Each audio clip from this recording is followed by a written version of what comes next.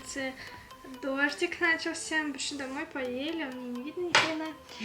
Вот, сейчас думаю выложить видео и пойти дальше кататься, гулять, пока дождик не начнется. А опять дождик начнется, и уже куда пойдем? Сюда или туда? Туда. Ну, тогда туда. Вот, короче, ну я думаю, все, на сегодня влог закончился.